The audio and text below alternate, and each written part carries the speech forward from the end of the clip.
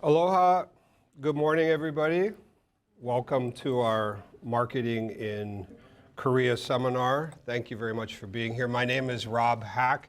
I'm the moderator today. I'm from the Hawaii Pacific Export Council. On the board there, we call that HPEC. HPEC is a district export council of which there are 61 district export councils in the country. We are just one of those, covering Hawaii, Guam, and the Northern Mariana Islands. We are a nonprofit here based in Honolulu here at the Foreign Trade Zone. We are charged with helping companies export from Hawaii, and so we run programs, seminars, which is one of these that you're here today. We do roughly one seminar a month and lots of one-on-one company mentoring programs. So if you have any questions about exporting, any concerns, we are your go-to organization here. We are able to put on these seminars due to a generous grant we receive from DBET, who in turn receives their grant from SBA in Washington, D.C. It's part of the HiSTEP program, the State Trade Expansion Program. And here in Hawaii, DBET rebrands that to call it HiSTEP for Hawaii State Trade Expansion Program. And with that, I'll bring up Jamie from DBET to say a couple of words. While Jamie is coming up, I'll give our standard disclaimer that you see the cameras here. It means we're recording it for our YouTube channel, and we're also live by webinar. So by being here, it's possible that your question, if you ask one, and I hope you do, or your face could be on camera and you could be part of a public forum. So just know that by asking a question. Thank you. Jamie, please. There's a mic in the front. Aloha, good morning everyone. I'm Jamie Lum with the Department of Business, Economic Development and Tourism. I'm blocking Don't worry about it. And as Rob already mentioned, we are the state recipient, and we really administer it on behalf of the state of the State Trade Expansion Program funds, or STEP, from the SBA.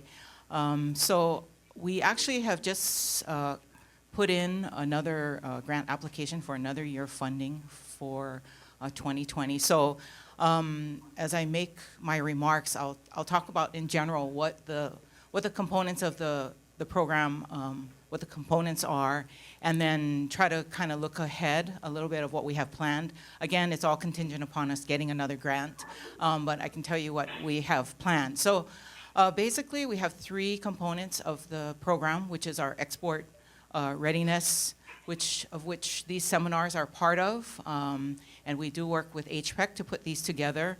And then as well as on top of the seminars, we work with partners such as HPEC, such as the Small Business Development Centers, and Lori and Mick are here with us today, Innovate Hawaii and the Patsy Mink Center, to help provide one-on-one business advising for companies, depending on what level you're at, where you're at in terms of your export experience.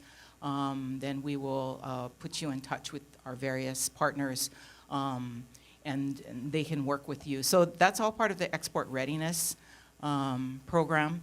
We also have our Hawaii pavilions, in which we select various trade shows to go into, and we buy the space, and then we recruit companies to go into that particular show. We have been basically selecting shows that can encompass a lot of different types of companies, so we haven't really done industry specific other than the biotech that we do, because we don't do very much for our technology industry in Hawaii, so that's the one show that we have been doing for many years. So many of you have gone to several of our trade shows. One that is coming up in September, the Tokyo International Gift Show, which is probably the largest show that we do organize, that is coming up. And so we have those throughout the year. I can tell you next year we are looking at doing the same trade shows that we have been doing, TIGs, Surf Expo, the Outdoor Retailer, Biotech Show. We also have put into our plans, and again, I just want to remind you that this is all contingent upon us getting another grant. There have been a lot of companies that have wanted to go into the Natural Products Expo West in Anaheim in March. It's a very large show, and we may have to tailor it a little differently. We probably because of the space, we can't get space in the convention center, and they've expanded out to neighboring hotels. So depending on the kind of space that we can get, we might not be able to have the same kind of pavilion concept that we've had in other shows. But you know, anyway, we'll see what happens with that. But that is one of the new shows that we'd like to do based on a lot of the comments that we've gotten from many of our companies. So we do, and what we do is we pay for all the costs, and then we assess companies a participation fee. And basically, I would say it costs about a third of what you would spend if you went into a trade show as an individual company. So hopefully that will help companies in being able to get more exposure for their products outside of Hawaii. The last component, and I'd like to call out my colleague Mark Ritchie, is the company assistance, and I see several of you in the audience that have received that in the past, so that is something that we will continue to do, and we'll have Mark talk about it. Here's your website if you want. Okay, great. Okay, thank you, Jamie. You just want to spend just 2 minutes on the individual assistance component, which is sort of the third leg of our STEP program. And what that's designed to do is to give financial assistance to companies that have an export development plan, and they want to help subsidize like a trade show that they're going into overseas. It could also be extensive buyer meetings that they're going to be going into overseas. In order to apply for this money, usually by Thanksgiving, we have to do an excuse me, an RFP process, and that usually is posted around Thanksgiving or the beginning of December, and then your application is actually due in first thing in January, kind of mid-January. And the things we ask companies for are to have a well-developed export development plan for that year that you're asking for the financial assistance for. And the reason I'm coming up now to start talking is if you are working on your export development plan, that might be something that you want to make sure that you sort of have that ready by November. And the Small Business Development Center has been very helpful to companies on one-on-one mentoring, and then also HPEC, and then also at DBED. More than happy to sort of give you comments or try to help with that. Another requirement is we expect companies to have a minimum revenue of $200,000 a year for this assistance, and the reason we put that in there is in order to really make the most of this money, you have to have some skin in the game and be able to sustain the export development plan. Some companies, that are at 50,000 or 100,000, we don't want you to get into financial trouble because it takes, sometimes a couple of years to really be successful in export markets. So look on our website around November, and we'll probably have that posted if you're interested in applying for the financial assistance. You can use the financial assistance to pay for a pavilion, but what the evaluation committee is really looking for is the fact that you're sort of going into other trade shows that are not already subsidized by the state. So, and I'll be around if anybody has any questions on this component. Do you want me to introduce Yakashi? Please. Yakashi Smith from the Department of Ag would like to talk to you now about a number of missions and some things that they are doing, and one of them involves Korea. So I'll give it to you, Yakashi. Thank you, Mark. Hi, good morning, everybody. I'm Yakashi Smith from Hawaii Department of Agriculture. I have a flyer. I hope you picked up at the front desk. If you don't, please pick up this one. So this is today's seminar is about marketing in Korea, and I thought this is a good timing to announce we have a event coming up, inbound mission from Korea, which means we're gonna bring food buyers from Korea. Like 5 people are coming, and you don't have to travel to Korea, but you have an opportunity to meet with the food buyers here in this conference room on August 1 and 2. And also we have a ASEAN inbound mission, same thing. We will be bringing 5 buyers from Southeast Asia, including Singapore, Vietnam, Cambodia, those people. And this is going to be held at the Made in Hawaii Festival. I'm sure the food manufacturers going to be there. So it's going to be at the Made in Hawaii Festival, August 16 and 17. And inbound mission is good for the first time or new to market companies. But after you experience inbound mission, if you want to see the market, we have it's called outbound mission. We are conducting outbound mission to Seoul and Busan, September 30th to Thursday, October 3rd. So that week, instead of bringing buyers, we are taking Hawaii companies, US companies to Korea to meet with potential buyers over there. And you can do the market tour. The ATO Seoul people is going to do the briefing. So this is funded by USDA's market access program. This funding is secured by the Farm Bill. So we have 5-year Farm Bill passed last year. So we are good for 5 years, but I would like to encourage everybody to take advantage of the funding, still is available. So as well as HiSTEP program that's really assisting Hawaii companies, I believe. So those inbound missions from Korea, ASEAN, and outbound missions flyer is out there, and just let me know if you have any questions. Okay, thank you. Thank you very much. Arigato. These WUSADA programs, if you're an ag company or at all related to ag, these WUSADA programs are fantastic. They bring buyers here, and all you have to do is show up. It's really a fantastic program. They're usually in this room, and it costs something like $10 or $15 to register, and you meet 5 or 6 pre-qualified buyers from the countries that are of question. It's a very great program, as well as these outbound missions. So thank you very much, Yukashi, for that. Before we move on, I just wanted to show you very quickly a few websites to look at when you have time related to exporting. This is the DBET website here, and you would click on the exporting tab. It's Invest.Hawaii.Gov is their main page, and then at exporting you have the HiSTEP program here, and this is where you can register. I'm sure most of you are already registered to receive emails about these programs, but nonetheless, this is a very good website. It talks about the trade shows that Jamie was referring to. Secondly, this is the video archive of the seminars that we've done for the Hawaii Pacific Export Council. So a seminar such as this one today, this is our archive here. And I'll point out the one on agriculture that Yukashi did last December was great, and it's very focused on obviously exporting of agricultural products. But we've done seminars on a wide variety of topics, including legal, finance, intellectual property. This is marketing in Korea. We've done, I think, some very good programs on marketing in Japan and what have you. So please have a look at that.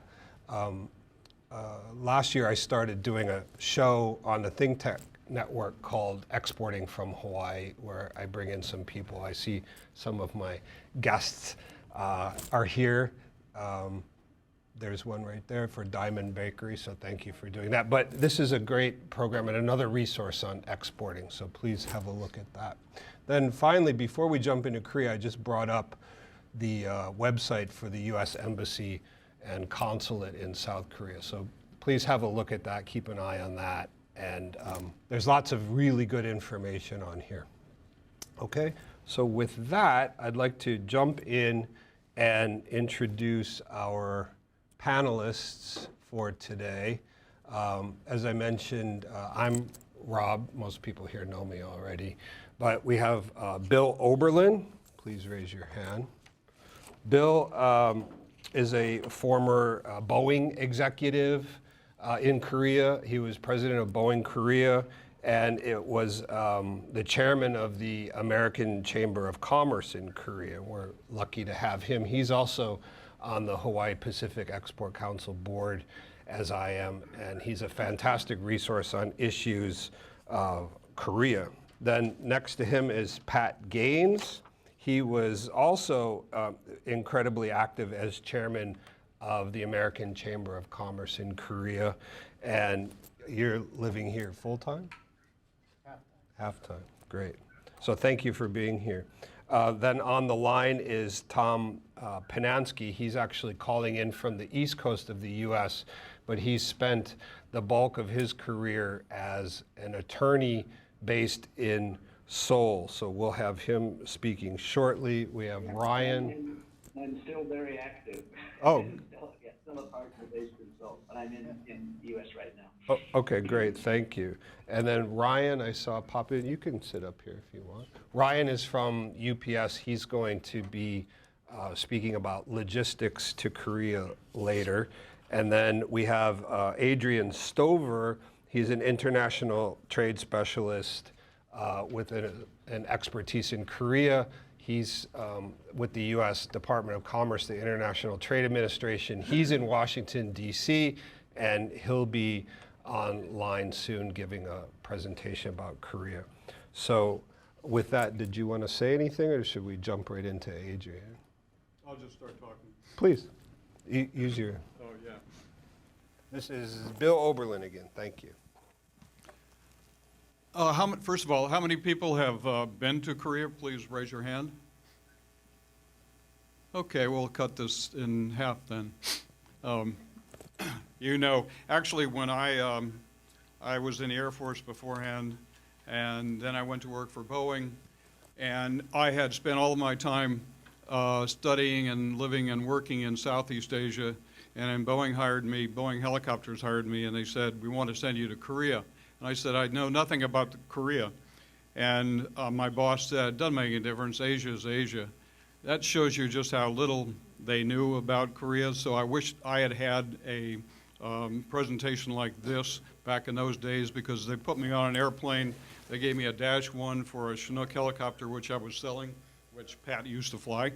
And then I introduced me to my sales consultants in Korea, who turned out to be idiots and thieves at the same time. So it was like earn as you learn, but we eventually were successful. Next slide. Rob obviously has introduced himself, and he's fantastic. He's actually, I would say, from a Hawaii Pacific Export Council perspective, he keeps us all together and keeps us honest. I'm going to say a few words, and then Adrian is going to give us a very comprehensive overview of South Korea. Pat was going to talk about doing business and probably a little bit of cleanup. From what we haven't talked about, Tom will talk about the legal side, and I think this is becoming very, very important in Korea these days, and actually throughout Asia. And Tom can help us with that. Ryan is going to give us the ABCs, Exporting 101. And then if there are any questions left, then we'll have a Q&A period of time. If you could just kind of wait until the end of the presentation, the individual presentations or discussions, and then ask questions. And then at the end, we'll open it up to any questions you still have.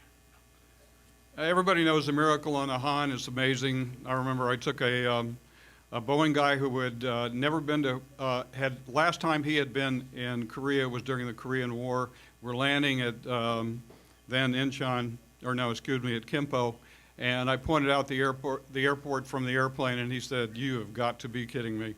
And that's really from what happened from the war onward. I first got there in 1985. And I was last there a couple of years ago, and even in the few number of years that I was away, I'm still absolutely amazed at what has transpired, especially as you can see in the Seoul Incheon area. I bring up the geostrategic, and it's only because of the fact that if we're talking about marketing in Korea, you never talk about it. But when somebody says Korea these days here in the United States, what are you going to talk about? You're going to talk about the geostrategic, what's going on between the United States, the DPRK, North Korea, and the relationship between South Korea, the Republic of Korea, and North Korea. I would, if you're really interested and want to know what North Korea is like and what Kim Jong-un is like, then I recommend you read, as I am reading right now, Anna Fifield's book. It just came out a couple months ago, and it's called The Great Successor, and the subtitle is The Divinely Perfect Destiny of Brilliant Comrade Kim Jong-un, and that's probably one of his shorter introductions. But U.S. DPRK relations, people used to ask me, I also spent a period of time when I was on I guess you could say a Boeing sabbatical where I was now they call it the CEO of AmCham Korea. I had been there for like a month, and North Korea announced that they were going to turn Seoul into a sea of fire. I got interviewed by the Korea Times, and the next day on the front page it said, Oberlin says Korea is safe. Well, first of all, nobody knew who Oberlin was, but I, from living and working there for over 2 decades, when you talk about the relationship between the North and the South, it's really pretty far from your mind, unlike what you all hear in the United States. Is there an impact from a business point of view? Yes. Do you see it? No. Should you worry about it? From my point of view, absolutely not. And so I just wanted to get at least my thoughts on that out of the way early. In fact, all the time I was there, I think I only had one instance where the relationship between where I was living and North Korea even came into question.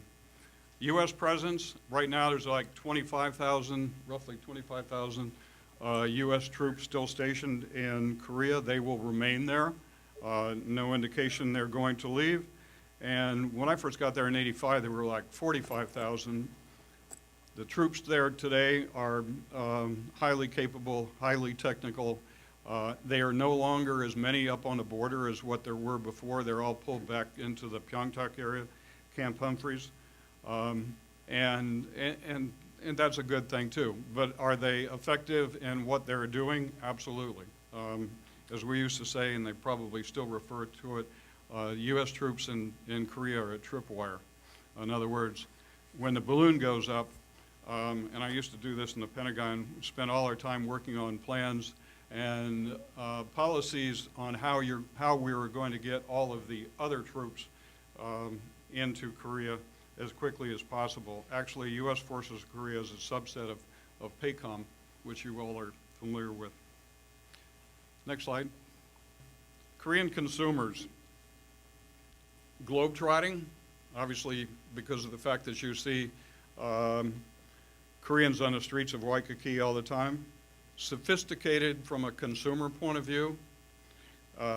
Obviously fashion savvy and trendsetters. And this was true definitely a few years ago, and I'm sure it's true today. Many companies, U.S. and Western companies, will use Korean customers as a test bed. If you go to some of the big supermarkets, department stores in Seoul, you may find that there's a brand of cosmetics that is for sale to Koreans, but they're only for sale to Koreans because the manufacturer wants to see exactly the response that they're going to get from the Korean consumers before they decide then to sell to Japan, to China, etc. So it's as I said, very fashion savvy, trend-setting, and sophisticated. They're strongly, obviously, home team oriented, but on the other hand, they're especially interested in high quality, upscale foreign products and or unique products like Hawaiian. In other words, if it's got Hawaii stamped on it, that means something special to them, especially these days when many, many Koreans have already visited or will visit and will come back to Hawaii. Next slide, please. Korea once. Difficult one is behind me. Technology, obviously. It used to be, and it's not true anymore, that a Hyundai car Hyundai paid more royalty fees on that car than any other automobile in the world. They want the technology. Now they're developing their own technology. Services, innovation, obviously, as I said before, quality products, education, and investment, always investment. Now you're going to find the Korean government is very, very supportive, and you're going to hear more about this later, but very supportive of foreign direct investment, especially greenfield investment. That's really not what we're talking about here. But you're going to find that the Korean government is supportive of just about every aspect of foreign commercial involvement in Korea. And that's a positive. And that's something that really came about because of the Asian financial crisis, which in Korea is called the IMF crisis, where Korea opened up. And when they opened up big time, and you can thank Kim Dae-jung for that. Next slide, please. Many people use Korea as kind of a launch pad to Asia. I said before, for example, testing products for one.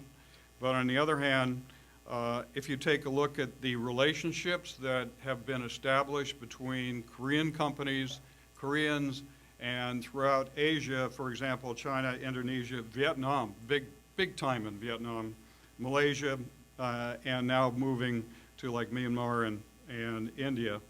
Your Korean businesses, Korean companies are there. So the point is, if you establish a relationship with a Korean company, you may find that as an avenue to another nation in Asia as well. Excellent logistics infrastructure capability. They have three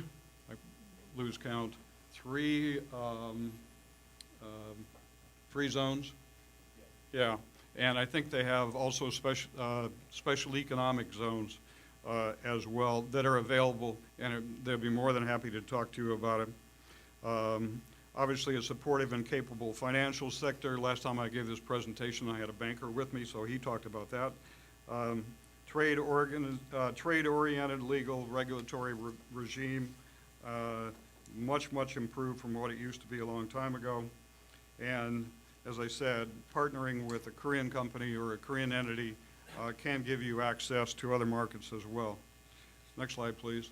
I won't go into great detail on this. Other people can talk about it from the resources that are available. I would comment that even if you Google marketing in Korea, you're going to find a lot of sources. Obviously, the U.S. government commercial service is one of them, but there's lots of other interesting documents that are available.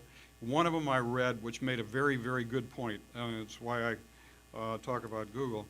The writer said, of the old adage that if you're going to go global, and which means you're going to export someplace outside the United States, then you also have to go local. And the writer made the comment, said, but from a Korean point of view, if you're going to go local, do it right. Because if you don't get it right, it can have a negative impact upon you. And an example of that is translations. Be very, very careful about using English to Korean translations. Make sure that you've got somebody who knows the industry, knows the technical terms, knows all of that good stuff. Because if it's not well written in Korean, it can easily be shut down by whoever is seeing it, reading it, etc. So what's the alternative? English. Don't worry about it. In other words, if you can't get it perfect, I could tell you a story about how I learned that the hard way early on, back when I was selling Chinooks. But anyway, Google is a good source. And as I said, and as Rob pointed out, U.S. Commercial Service Embassy is there to help you, AmCham, and from in-country advisors, banks, et cetera. It's fantastic compared to what it was about 30 years ago. And finally, caution. I will mention this because it was in the background of everything I did all the time when I was there, and it should be something that you should be fully aware of. Remember, you're a foreign entity. Excuse me, you are not a foreign entity. You are a U.S. citizen, you are a U.S. company, and you fall under U.S. rules, and the Foreign Corrupt Practices Act applies in your case. So if you haven't read it, and you're thinking about exporting to Korea, make sure you can go online, you can read it, you can understand it, and don't fall for the, well, that's not the way it's done in Korea, that's not the way it's done here. It doesn't make any difference. It's the way it's done in the United States is the way we must behave and act when we're in Korea and selling to Korea. So when in doubt, ask, and there's more than many people that are willing to help you in that particular area. And that's all I have. If you have any questions, if not, we're going to proceed on into a more comprehensive discussion of some of the things I just talked about and others. Okay. Any questions for Bill before we move to Adrian Stover's presentation? Okay. Bring that up.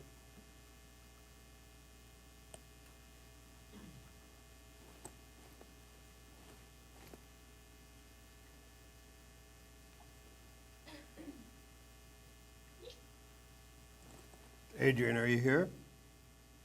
I'm here. Aloha. Great. You're on a speaker, so if you could just go rather slowly and loudly, that would be great. And just give me a quick signal when to switch slides for you.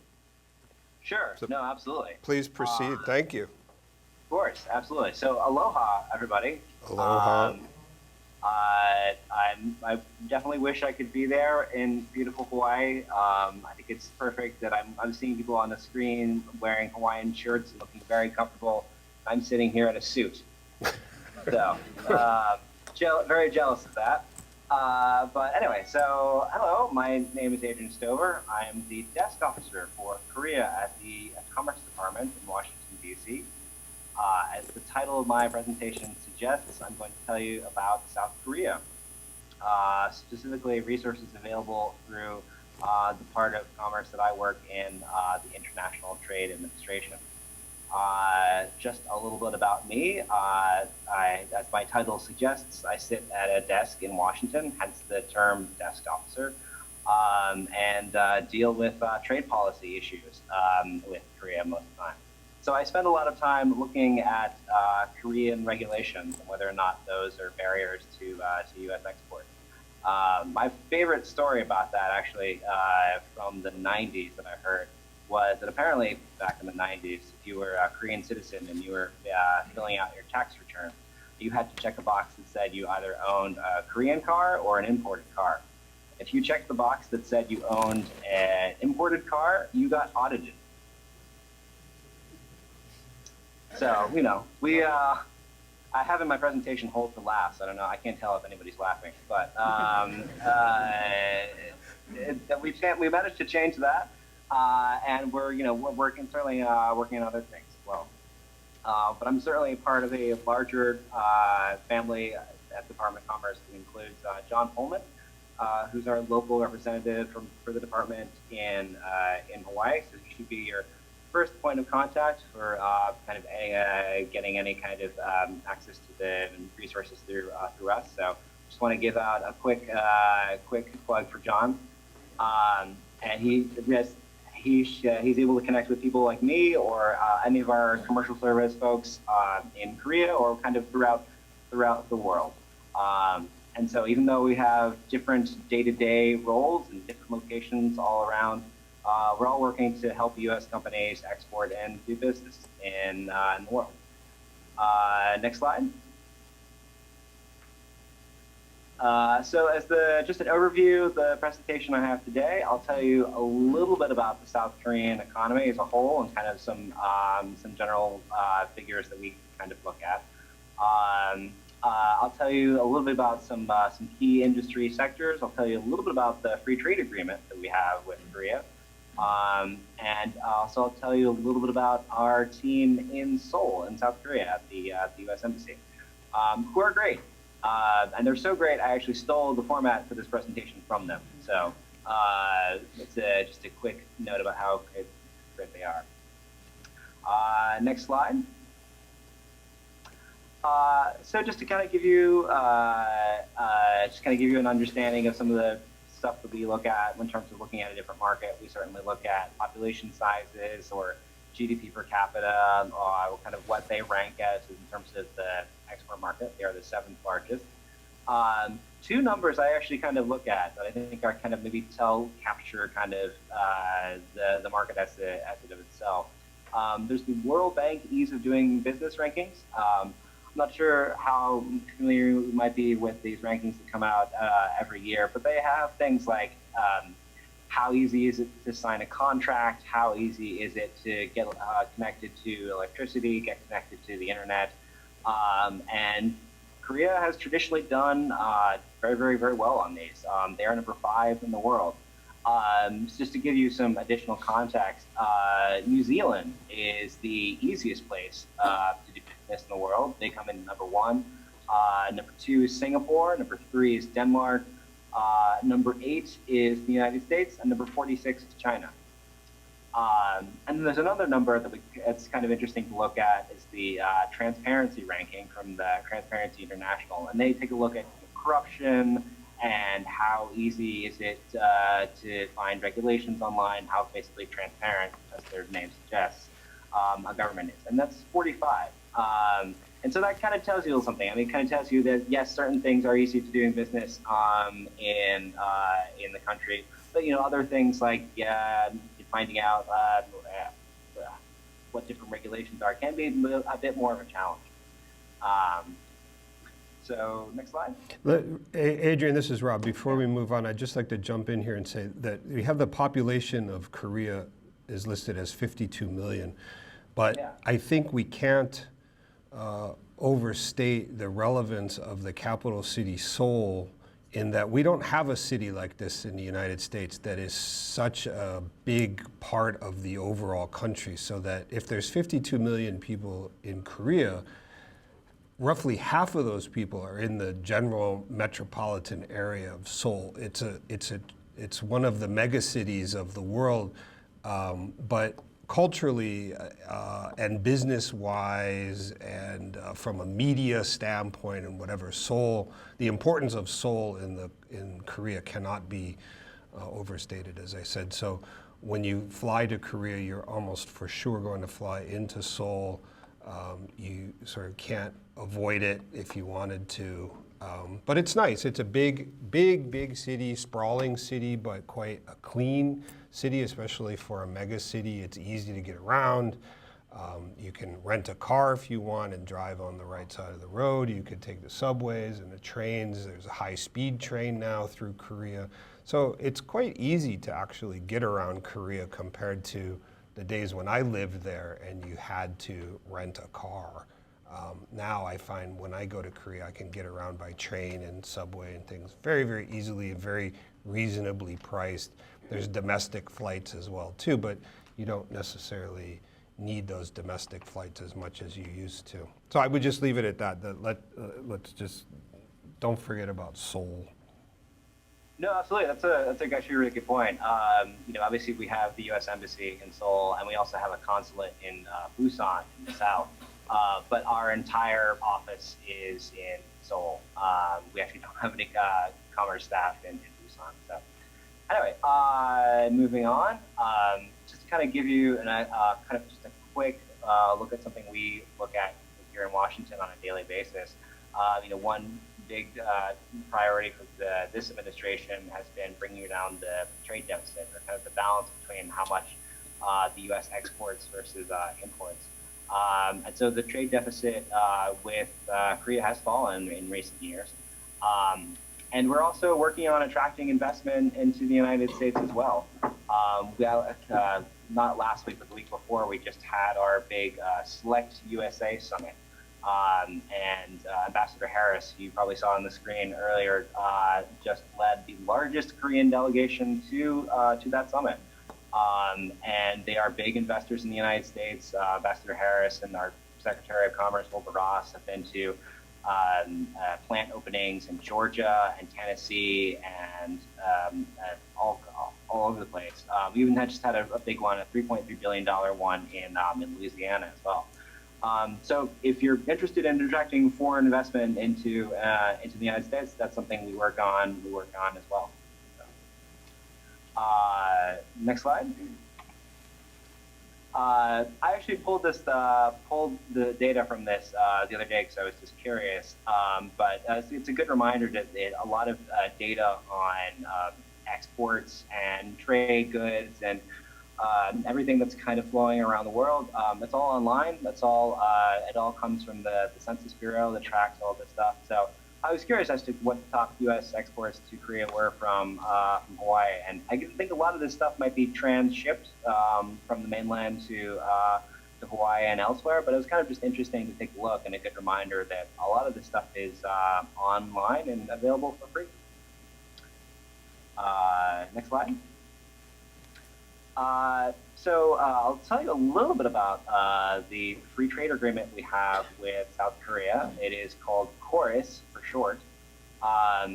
It's interesting to point out that while we don't have free trade agreements with some of our biggest trading partners, such as Japan or China, we do have a free trade agreement with South Korea, and I'll kind of give you an overview of what that means for next slide. So the history of this actually goes back to that spans 3 presidents. I think it was first negotiated between the United States and Korea under President Bush, and then it came into force in March 2012 during the Obama administration. And then last year there was a considerable amount of time spent re-amending the free trade agreement. So what does this mean? So before KORUS, the Korea-U.S. Free Trade Agreement, only about 14% of all imports coming into Korea from the United States were duty-free. So they faced no tariffs or border taxes or anything like that. And the average tariff or tax on those on U.S. products was 11.5%. So as of January 1st, 2018, 92% of U.S. products enter Korea duty-free. And it's been a big part of our free trade agreement policy to kind of bring taxes on U.S. products down. And it's the only reason why it's 92% last year and this year is because there's phased outcome free trade agreement. So by 2022, 99% of U.S. products will pay 0 duties at the entry market. And you have a nice little graph with a nice big red arrow down there as well. Next. There are still, as I mentioned earlier, there are still some challenges with the free trade agreement. A lot of actually what was negotiated last year was just further access in the automotive market for U.S. products. A lot of what was talked about, negotiated, was getting more vehicles that don't necessarily have to meet Korean emission standards, and other kind of products that went into those negotiations. How we talked about that a little bit more, but that was kind of the bulk of what went into that agreement, went into those discussions. One thing I'll talk about is customs. Customs is much stricter than U.S. customs, and it's certainly something that a lot of our folks in Seoul and a lot of our folks in U.S. embassies around the world spend a lot of time on. So U.S. companies do have to be a little more prepared in terms of verification. Next slide. Just a quick plug for navigating customs under Chorus. I would say if the biggest thing I can say about this slide actually is if you're having a problem with customs in Korea, come talk to us. It's certainly something that we spend a lot of time focusing on, a lot of time that we can help. You'd actually be surprised how much time a lot of our embassy staff spends overseas trying to get stuff like stocked out of customs. So if that's something that's come up, please come talk to us. Next slide. Before we move on to the next slide, we have to cover this because we've covered this in other seminars too, knowing your HS code. That's extremely important. Please don't ship a product without knowing what your HS code is because that's going to cause you all kinds of trouble. It doesn't matter if you're shipping it to Korea or anywhere else, but we do field questions like this from people who have shipped product without properly knowing what the HS code is, and I'm sure you know very well from a UPS standpoint. Okay, thank you. No, of course, absolutely, and yeah, no, it's there's usually a significant paper trail that our folks overseas usually have to follow whenever they have to find something and get it out of customs. Anyway, so one tool you can use in terms of like figuring out what tariff your product might face, which requires knowing your HS codes, is finding out what's my tariff. So you can do there are a couple different resources you can go online and use. The FTA tariff tool is one that's pretty simple and has a little kind of video instructions to figure out how to navigate that. But no, again, resources that are available for you. Next. So I'll talk a little bit about key industry sectors, and actually next slide, let's go right into it. There's a lot. It's certainly there's certainly lots of big markets for a lot of different U.S. products in Korea. My biggest suggestion actually would be if you Google our country commercial guide. It's just Google country commercial guide. It should pop up. We have one for Korea, and it's great. It's written by all of our local specialists who work for us in Seoul, and it goes into detail with all the kind of leading sectors that are available for products, for U.S. products in Korea. So no matter what, depending on what business you're involved in, I would say go online and look at that and see if there's a market in Korea. And they're pretty extensive, and they're updated every year. I refer to them a lot, and they're really, really one of the best resources I think we have. So again, it's the plug for our country commercial guide for Korea. Can I interrupt very quickly and say yes? The Korea guide, in my opinion, is one of the better ones that I've read from the U.S. Commercial Service. It's very detailed, and they do update it every year, as Adrian said. It's a very, very good guide. I would also point out that on this list right here, where Hawaii companies can do really well, it's cosmetics, environmental products, certainly travel and tourism, agriculture, but I would point people towards cosmetics because I think cosmetics is a broad term, but I do believe we have a lot of growth available from our manufacturers here in terms of lotions and sunscreens and oils and all kinds of things that are very important in the Korean market. But the Korean market is also becoming very organic oriented and those types of products. So I think that several of our companies here could do very, very well in the Korean market. Please, Adrian, go ahead. No, absolutely. Just because I have it in front of me right now, South Korea is the 8th largest cosmetics market in the world, representing 3% of the global market. Wow. So then I'm just reading that verbatim off the country commercial guide. So another plug for that. It's really actually fascinating just to kind of go online and start poking through it. There's all kinds of stuff about what the political and economic environment is. The whole guide on just selling U.S. products and services. whole chapters on e-commerce. There's lots of different stuff on here that I would very much encourage you to check it out. And I know the people who write them, and I can certainly vouch for them. So, anyway, let's see. I think that's next slide. So that's a perfect segue. Just kind of quickly go into our staff in Korea. So we actually have 5 officers and a team of local specialists in Seoul at the U.S. Embassy. As I said before, we don't have anybody in Busan, but most of the business goes on in Seoul anyway, so you kind of see where we're geographically located. And they do everything from working on supporting the U.S. ambassador when he meets with companies.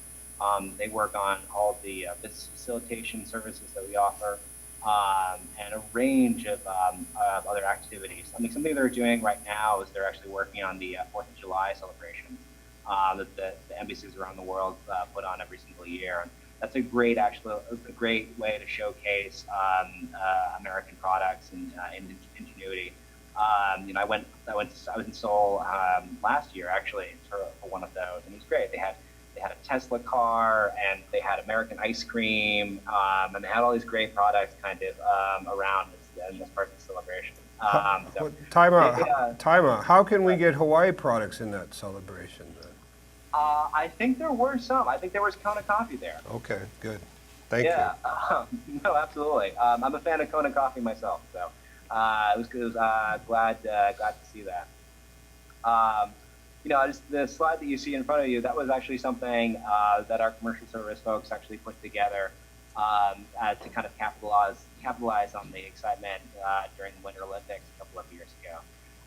So they put together this magazine that you see in front of you, Winter Sports USA, and they highlighted a lot of U.S.-made winter sports products. And they sent that over to over 3,500 Korean readers, emailed to 20,000 contacts, and targeting a variety of different people that they know. So I love the quote that's down here. Pretty cool magazine. I can't read most of the stuff, but they look great and very impressive. Kinderlift was actually one of the companies featured in the magazine. So it's just funny that they put that there because the magazine was in Korean. Bill Oberlin alluded to earlier, translation is very important. So, but no, it's perfect case study of the type of work that our commercial service officers and all of our local specialists do as well.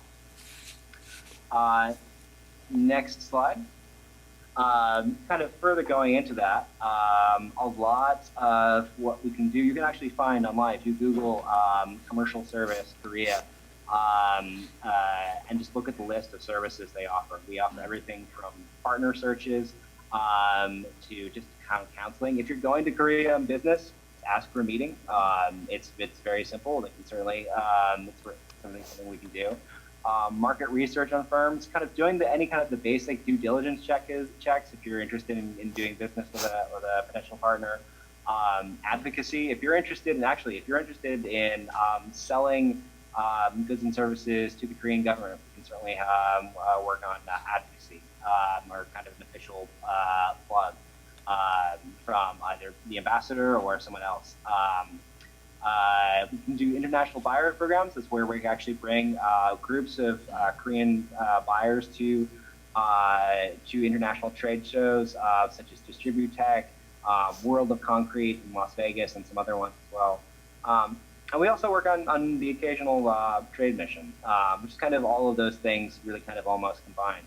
But it's a bunch of different stuff. I think one of our key signature services is something called a gold key, which is as the kind of title suggests, it's a golden key for kind of finding potential buyers or distributors. If you're looking for a distributor, that we can find you some introductions for those as well. We sent our Secretary of Commerce Wilbur Ross to Laos a couple of years ago, and he visited a Ford dealership that was set up because Ford was looking for a distributor for the vehicles in Laos, and so he was able to kind of go and create a very satisfied customer over there who was able to buy his first Ford via the service. So there's other sorts of things. I would encourage you to go online and check out export.gov/South Korea. You can also just Google commercial service South Korea. I did that just now. And yeah, we have a pretty large team out there, so take advantage of them if you can. Let's see, next slide. Just to kind of give a quick plug about where we're located all over the world. Outside of South Korea, we're certainly located in most countries and regions around the world. If we don't have a specific post set up in a certain country, we have an arrangement with the State Department to work on and offer the same kind of services we would ordinarily. But we have certainly a global presence, including John Holman in Hawaii. Next slide. And just kind of further capitalizing on the map, we actually have 105 export assistance centers, including Honolulu, throughout the United States, and we're overseas in 80 countries. So it's certainly a big footprint. And excellent. So at least this actually happened a couple of years ago, but we organized a cybersecurity trade mission and it went to Korea and I went to Taiwan and Japan as well. But it was great. It was a perfect opportunity for companies that signed up for this trade mission to have introductions to businesses they may want to work with in all 3 countries, and perfect introductions to the market. And yeah, and the slide's a little old, but it was a good mission overall. Next slide. Just for quick contact information, again, John Holman should be your first point of contact for working with anybody. Your gateway, at least, to the whole commercial service overall. And then we certainly have an office in Korea, and their contact information on there as well. And yeah, that's about it. Next slide. Gamsahamnida. Thank you. Good. Absolutely. Thank you very much. Are there any quick questions for Adrian about what we talked about from the commercial service standpoint? Yes. You mentioned food products are difficult with customs. A number of us do export food products, and a number of us already export to Japan, and that I've personally found that pretty challenging. Could you just maybe compare the 2 markets and those challenges? No, that's a very, very good question. I would actually, if you could send me a quick email, I can certainly look into that for you and compare that about how things are working in Japan. Unfortunately, I don't work on Japan myself, but I can really make a great comparison. But happy to do a follow-up. I can interrupt and say, from my experience, shipping to Korea can have, let's say the customs department in Korea has more power than they probably should. And things get held up there. I think traditionally it's been beef, pork, poultry products like that, not necessarily chips and sauces and what have you. But not just from an agricultural standpoint, but anything can get held up, auto parts or paper or whatever you could be sending, right? So it's really good to have all your documentation clean ahead of time, work with a shipping company or a broker who can help you get things through. But I think in Japan, if you want to compare against Japan, if your paperwork and everything is clean, things will generally sail through in Japan, generally. But in Korea, can still be held up. And on a personal note, I'm not just a lawyer. I've actually been involved in several food businesses, one of which did the first live lobster exports via the big island of Hawaii into the Korean market. And the second one was a dairy-related company. And to be frank, it went better than we expected, and it helped us ultimately exit from the company. We ultimately sold the company. So don't be discouraged. The food market is huge there. And unlike Japan, Koreans, I think, are a bit more receptive to foreign food products, although they're also very picky, but probably not at quite the high standard Japan is.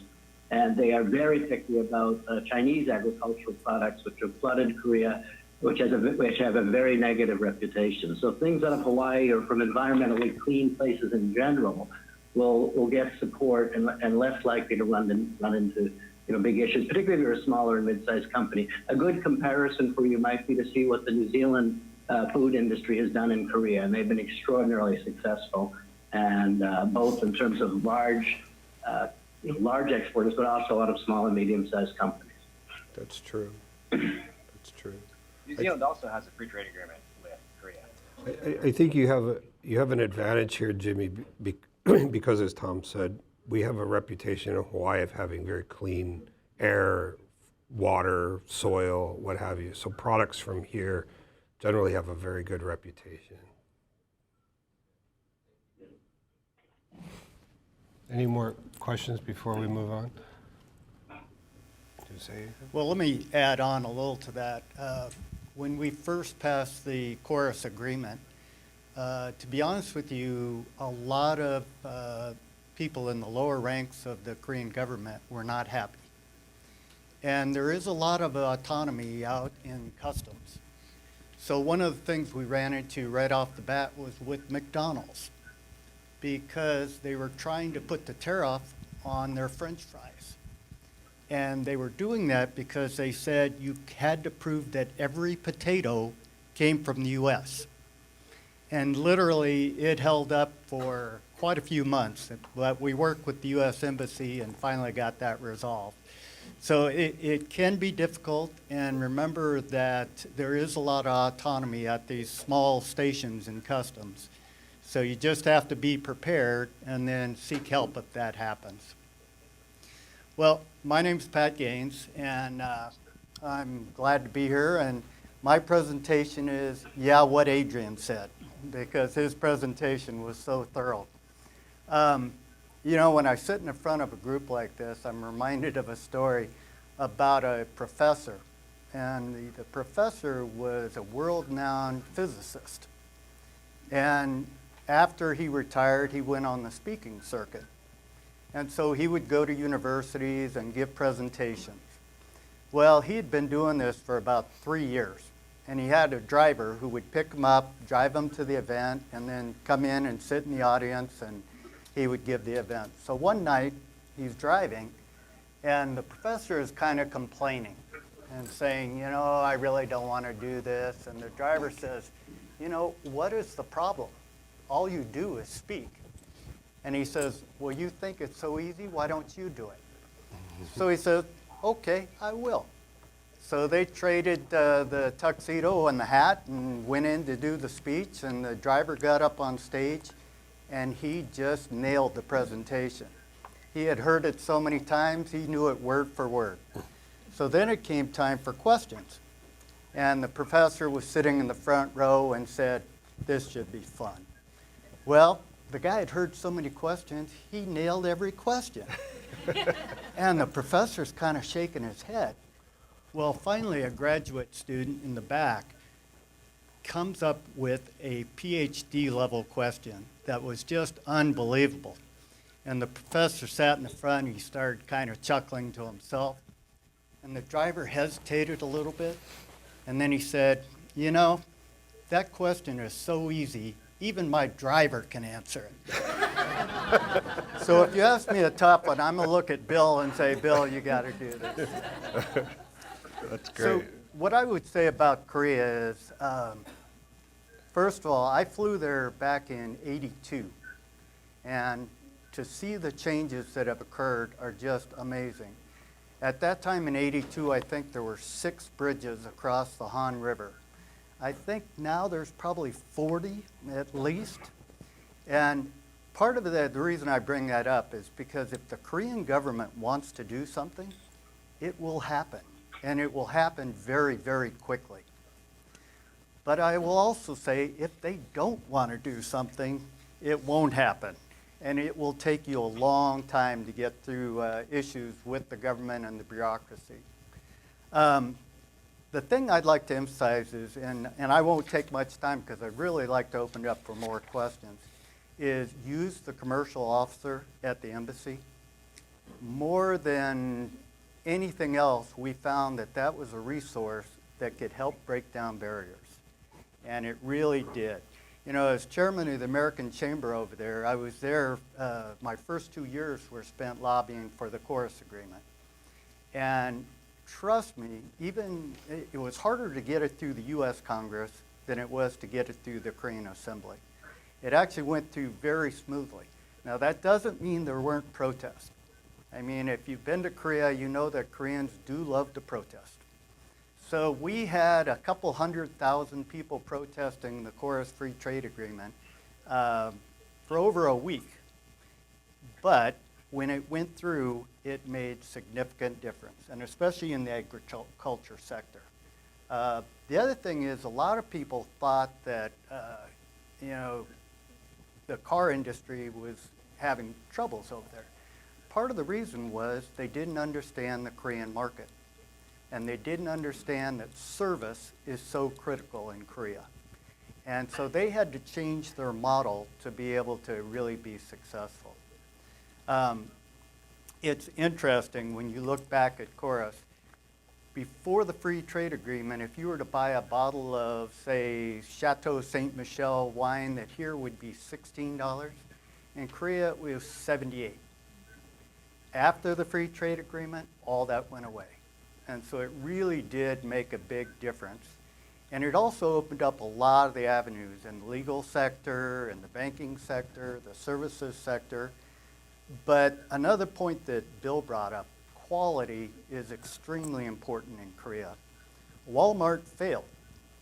And Walmart failed because they weren't seen as quality. They were seen as cheap. Whereas Costco has done extremely well because Costco is known for the quality. In fact, the one main store in Seoul is the largest grossing Costco in the world. So it's amazing. When they see quality, they're definitely willing to pay for it. The last thing I'll talk about real quick is just one of the points that Bill brought up on North Korea. I was fortunate to have dinner with the Minister of Finance one night, and we were talking about reunification. And the population really is still pretty split. There's a lot of people that think the tax burden would be too high. There's all kinds of issues with it. But when I was talking to the minister, I said, you know, how do you address this issue of what the cost would be? And he said, I believe we would actually pay for itself within 3 years. He said, first of all, we need the workforce. He says, and they have 24 million people that we could use as workers because we import a lot of our labor from Philippines, from India, from Pakistan. He says, so we need the workers. He goes, second of all, he says, there are a lot of rich North Koreans. He said, not a lot, but he says, there's a big group up there that wants what we make. And he goes, so it would open up a whole new market to us. He said, but finally, we could then open up the railroad that we've already built to go up through North Korea. And that would allow them to transport product by rail all the way to Europe. And he said the economic benefit of that is so high that we would pay for this whole deal within 3 years. So it's just an interesting point to you. But I will concur with Bill that you never feel it when you're there doing business. You know, we were watching, I was there when they bombed the island, you know, they shot artillery and killed 4 people on the one small island. I was there when they did 2 nuclear tests and missile tests. And Wolf Blitzer was on CNN saying this is the most dangerous place in the world. And we were all looking at each other as we were standing in line for a nice French restaurant saying, I wonder where he's talking about. So you really never did feel it at all. So it's a great business environment, a great place to do business. It does have challenges, but most of those challenges you can work through. Great. Before we get to Ryan's UPS logistics talk, I'd like to ask you two a question because you're past chairman of AmCham. Oh yeah, AmCham in Korea. So that was the first chamber of commerce outside of the U.S. that I joined when I was just a young pup sent to live in Korea. And I found it incredibly effective, as other chambers that I joined throughout Asia. How could a small company from Hawaii use the Chamber of Commerce in Korea? Can a small company now be a member, or what are the resources that are available there? So, small companies are definitely great candidates to use AmCham. One of the first things I would do when you get into country is contact the AmCham. They have committees that help small businesses in particular and how to break down barriers on some of the pitfalls that occur when you're there. We had about 2,000 members when I was chairman, and many of them were actually very small businesses from the U.S. that came in. And there's also a lot of Korean businesses that do business with the U.S. that are in there. So it's a resource for you to seek out. And they have probably seen just about everything. I mean, if there's a problem that's occurred, we usually had it documented and knew about it and what we did to resolve it. So between the commercial officer at the embassy and American Chamber of Commerce, those are two great resources to use. And you can be a non-resident member too. That goes for other countries, right? If you're operating in Japan, for example, I recommend being a member of the American Chamber of Commerce in Tokyo. There's also one in Osaka. So the American chambers, they operate independently in these different countries, and they're separate organizations sort of under the umbrella of the U.S. Chamber of Commerce, but they're quite independent. And so just because you're a member of Korea doesn't mean you're a member of the American Chamber of Commerce in Brazil or what have you.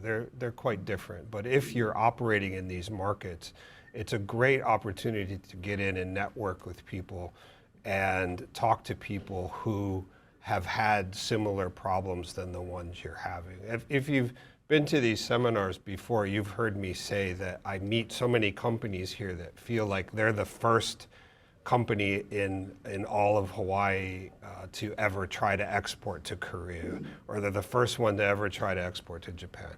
But they're not.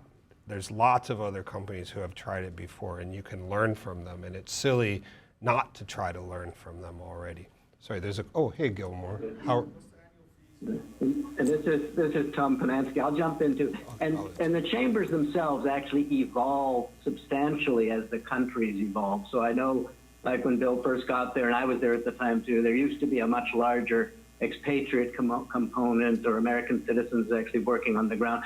As countries become very developed and more advanced, like Korea has, the nature of the type of the chamber does change considerably, and it changes fast. So it's a good idea to figure out what your needs are, and as everybody's kept mentioned, there are lots of different resources, and you're well advised. You'll figure it out depending on what type of company and business you are, what's going to be most helpful and useful to you. So one of the questions here from the audience is, what is the cost to be a member? And it varies by chamber, and each chamber will have a structure. So if you were, say, Boeing, for example, you're going to pay more than if you're like, Fred's Moo shop, right?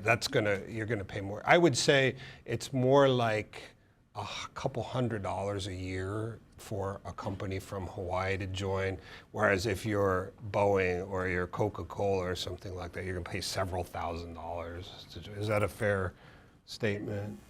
Yeah, it's over 3,000 in Korea, and it's a little Korea, but each chamber has totally different dues structures. So, but there are non-resident memberships available. Those tend to be very inexpensive, but not utilized much. But it would depend. But those are certainly the most affordable. But dues, like everything, dues have gone up a lot. Sure. Sure. So you can find that it's all accessible on their website. So if you go to the chamber websites in the various countries, usually they'll post news information. Okay. So, Tom, if you don't mind, if you could go ahead with your general comments, that would be wonderful. And then after that, we'll have UPS present. And like Pat, by the way, Pat, good to hear your voice again. I'll keep it really brief. I'll just make 3 points. And first, I'll introduce myself. So I'm Tom Panansky. I'm still indeed a very active partner at Bar & Law, which is the newest of Korea's large law firms. We have about 200 lawyers on the ground in Seoul. I'm chair of our corporate department and also co-chair of our international arbitration department at the firm. I am calling in today from the beautiful coast of Maine, where it's a glorious afternoon. But just on a personal note, I've been a part-time resident of the equally glorious north coast of Hawaii for some 25 years. And I do spend a lot of time in Hawaii, and I've actually represented a number of Hawaii businesses, including state government agencies in related to Korea matters. I'll just make three quick points, and I hope you can hear me well. And I don't mean this to be self-serving, but I think early in the process, if you do make contact with a law firm or a legal person that you're comfortable with, even if you don't need legal services at the time, and someone that's not going to charge you just to talk with them, so that you have a comfortable advisor that's at the ready in case things develop. I think that's really important because when you're talking about Korea, everything is different for you. Not just the language, the legal system itself. It's not a common law system, which is prevalent in the United States or Canada or most other countries you might be doing business with already. It's a civil code system. And the culture, of course, is extremely different. And the microculture, the difference between if your counterparty is, say, under 40 or over 40, if you're dealing with a large, sophisticated Korean company or a family-owned company, these differences are extreme. And it can be very helpful to have somebody or a group of advisors that have been on the ground a long time that can help guide you when called upon. Basic legal things to check on. If you have intellectual property and it's not protected, it's an easy thing to do to get your trademark registered or something like that before you enter the market. So many, particularly small and medium-sized companies, will reach out through the commercial service, they'll find some partners, they'll start exporting, but they never thought to register their marks, and then they find out their counterparty's done it for them, which then leads to an issue about how they get the mark back. So try to avoid that kind of thing. Sorry, Tom, I just have to interrupt real quick and remind the audience that we have a couple presentation seminars in our archive, particularly about that issue, particularly focused on Japan and Korea and getting your trademark straightened out before you start exporting there. So please look at the HPEC archive on IP protection. Sorry, Tom, please proceed. No, that's good. I'm glad you pointed it out because it does come up with great frequency. And again, if you have somebody you're comfortable with, you can contact, you can get it registered, you can do that quite easily and for a very modest cost. And of course, we do that, among many other things. And then payment issues. I think this is really important for first-time exporters. Korea is a market where things can move incredibly quickly. That can be extremely positive, and it can be extremely negative, and sometimes even extremely positive can be negative, meaning we see this a lot where a company will make an initial sample sale, it'll go well, and then suddenly they get a really large order. And for a small and medium-sized company, that can be enormously exciting, but also a great challenge and possibly a threat. So you need to be very careful that you're getting paid as you go along, and be very wary of a sudden order which is much larger in volume or size than what you had before. And be especially wary if the payment structure changes. If you're moving away from an LC where they're asking for a certain payment terms or credit or other types of things which may make payment more risky for you. So I mean, that's a great problem to have. In Korea, often what happens when something is well received, they want to move quickly because they want to move a lot of product very, very quickly. That's a great thing, but just be very careful that you manage payment issues and the ability to continue to supply product at the quality that's expected. It's been mentioned a lot of times here how quality conscious Korean consumers are and how they're willing to pay a premium for that. That's all true. But your company's reputation, as quickly as it can be hot and strong and exciting, it can be ruined very, very quickly, because Korea is now very much an online marketplace. Everything is circulating, including rumors and reputations about companies online. So you want to be very careful that you get good reviews and nothing unexpected comes up that could be spread like wildfire on the internet and devastate your company overnight. And that does happen. So those are my three main points. Good to have a comfortable legal person, and for that matter, a banker, an accountant, at least be aware of someone so you don't have to scramble for that at the last minute. Someone you've already reached out to and had a chat with, just in an introductory way. Get your IP in order to make sure that's not going to be an issue. And payment issues, be careful. Everybody wants to get paid, so don't let the incredible opportunity that might be in front of you cloud your judgment about being careful about getting paid and extending credit where you normally wouldn't have done so. Those are my points. I know we're running late, so I'll be happy to respond to any questions later as well. Sure. Thank you. Thank you very much. I'm going to beat the same drum again, and I apologize. In our video archive, you will find seminars specifically addressing finance, export finance, that sort of thing that Tom addressed. But we also have some very specific seminars on scaling up operations should you get a large order. And Innovate Hawaii here, part of HTDC, works closely with DBET, and they have grants that can support you on that particular topic. If you get a large order, how can you scale up quickly, maintain quality, and still maintain profitability? There's some great seminars very particular to that topic, so please look for those in the archive. With that, are there any questions for Tom before we move on? Okay, great. Tom, if you could hang on till the very end. Oh, where? Sorry. Oh, Gilmore, please. I will. We got one. Contact information available? Oh, we'll make Tom's contact information available. Okay, with that then, we'll move forward and we'll have Ryan Sakai from UPS is here to talk about logistics. As you all know, we're out here on some small islands in the middle of the ocean, and shipping is not necessarily easy, although Ryan will take some of our pain away. So please talk about Ryan. Hopefully. So good morning, everyone. My name is Ryan Sakai. I am a UPS account manager here in Hawaii. I have been working with UPS for about 6 years now. I first started in Los Angeles, and 2 years later, I transferred back home. So very lucky to work for a mainland company and then move back home to Hawaii. Thank you, Rob, for the opportunity to talk about exporting with UPS to Korea today. Next slide. So before I get into the details of exporting to Korea, I just wanted to give you a little bit of background information about UPS. We are the largest carrier in the world. We ship about 2.5 million packages every day globally. Now, for the purpose of this presentation, I will only be highlighting the UPS small package side of UPS. So that's basically anything that can fit into the UPS brown truck.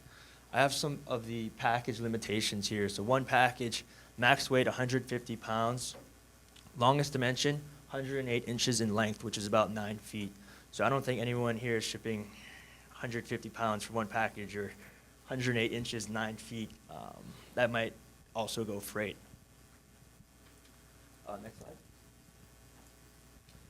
So here we have a tool called UPS Calculate Time and Cost, and this tool can help you determine what service you will utilize going to Korea. And this tool can be accessed via ups.com, and it's free to utilize. And for the purpose of this presentation, I chose Yongsan-gu 04303, South Korea. And all you'll need the only information you'll need for this tool is the zip code and city in which you'll be shipping to, and then that will determine which services we have to offer to that specific area. So specifically to this region, or this city and zip code, we offer 3 services. We offer a Worldwide Express, which is if you drop off your packages on a Monday, it will be delivered Thursday that same week at 12 p.m. noon. we have our Worldwide Saver, which again dropped off on Monday, delivered by Thursday that same week, end of business day. And then lastly, we have our Worldwide Expedited service, dropped off on a Monday, delivered the following Monday by end of business day. Now this is all pending customs clearance, and I'll get into more detail of that customs clearance process and how to prepare for that. Next slide. So you wish to export to Korea. First, you have to ask yourself, is my product even exportable to Korea? What are the regulations and licenses required that I need to export into Korea? So shipping throughout the world, different countries require different regulations, licenses, and it's up to you as a shipper to know this information. Knowledge is powerful, knowledge is key, so that you go through these obstacles up front here in Hawaii rather than have your package in customs delayed saying, oh, we need this license now, we need this information from you. So UPS has a tool to equip you with this knowledge called UPS Tradability. And UPS Tradability is a free tool that can be accessed via UPS.com. And with this UPS Tradability tool, you can determine if your product is exportable, what types of licenses or requirements are needed to export to Korea. And they can be found on the shipping tab of UPS. Some instructions here. Rob can forward this presentation onward afterwards. Next slide, please. So again, this UPS Tradability tool not only can determine if your product is exportable, it can help you identify harmonized tariff codes. And these harmonized tariff codes are the HS codes in which Rob was referring to earlier. And this HS, or harmonized tariff code, is a code that's assessed or assigned to your product based on the commodity. And from there, that's where duties and taxes will be assessed based on, again, on that commodity and harmonized tariff code. UPS Tradability also will help you estimate landed costs, which is another way of saying duties and taxes of your international shipments. A couple other great things that UPS Tradability does up there. Next slide. Here is a screenshot of the restricted items to Korea, and this is a screenshot from our UPS Tradability tool. So as you can see here, there are some obvious examples in commodities like guns, knives, negotiable bonds. You can't send any currency. So again, this can be found on UPS Tradability, which is a free tool via UPS.com.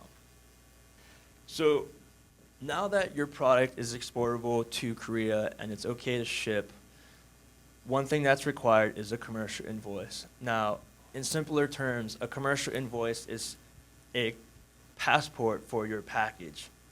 Now, recently I traveled to London about a few weeks ago, and I brought my passport with me, and my passport helped clear me through customs so that I could enter the UK. Your commercial invoice acts as the same thing, but for your package. So it's important that this commercial invoice is detailed and descriptive as much as possible so that there are no delays when entering Korea or entering that country. So for example, if I had my passport in London and my passport was blank or missing information, most definitely I would get pulled aside from customs and saying, hey, who are you? Why is there missing information here? Where are you from? Now, same thing for this commercial invoice. If you're missing information on here and you don't have descriptive details in this commercial invoice, more than likely your package will get delayed from customs and they would say, we need to find out more information. And your customer will not like delays. You will, as a shipper, will not like delays. And then us as a carrier, we don't like delays either. So delays, not good. This goes for any international shipment, whether you're shipping to Brazil or Canada or wherever. But Korea is one of those countries where they're looking for errors in your commercial invoice. They're looking for a reason to give you some trouble. So the cleaner this is, the easier it's going to be for you. Thanks, Rob. And UPS has two ways you can ship your packages, via UPS.com or UPS World Ship software. And when you're processing a shipment internationally, UPS will actually walk you through on how to fill out this commercial invoice. But again, my advice to you is to be as descriptive as possible so that you will avoid delays when moving through customs. I really like your description of it's a passport for your package. That's a very good way to think about it. Yeah, it's my 101. Get your visas straightened out ahead of time. So after you fill out the commercial invoice, 3 copies of this commercial invoice has to be attached and accompanied to your package when shipping abroad. Next slide, please. Oh, thank you. Oh, go back. Sorry.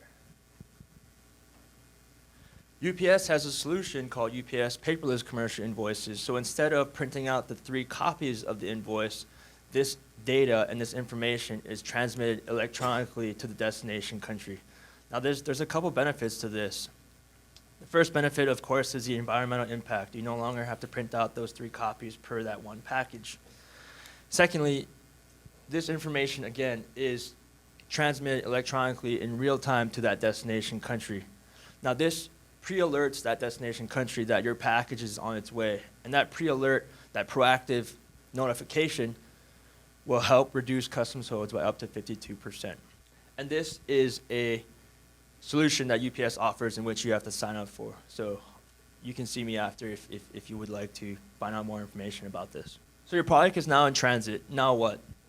So when you ship through UPS, our UPS rates include brokerage services. So you do not need your own broker to broker the packages. Now, what's a broker? A broker is a professional agent who acts on your behalf to clear your packages through customs. UPS broker ensures that all documentation is submitted to customs and they have the local knowledge of that country to make sure your product is cleared through customs. The benefit of UPS is that we have a wealth of knowledge and experience over 80 plus years in 60 plus countries. 97% of packages are all cleared the same day. Again, the quicker your packages are cleared in transit, the more successful, the more happy, the greater your customer experience will be, especially abroad. I just wanted to touch on some of the tips that I have, and I give a lot of my customers who ship internationally here from Hawaii. So I would say a majority of folks, if not all, if you're shipping internationally, you most definitely or probably have an e-commerce presence, an online website marketplace. Now here's 5 ways that can help improve your customers' online experience internationally. The first 2, I believe, are the most important that I always highlight. The first one is localizing your customer's experience. Now that comes in 2 forms, or a couple forms, but I'll highlight 2. Localizing your customer's experience. So when they are about to check out on your website, they can go to the address field of the ship to on where their address is located. It's important that their address format is formatted based on the country that they're living in. So for example, if you're shipping to Korea, and a Korean address is formatted differently than an address in the States. So if your customer is trying to fill out the ship to information, but it says city, state, address, and there's no province section, there's no precinct section, more than likely your customer will not buy from you because it's not local.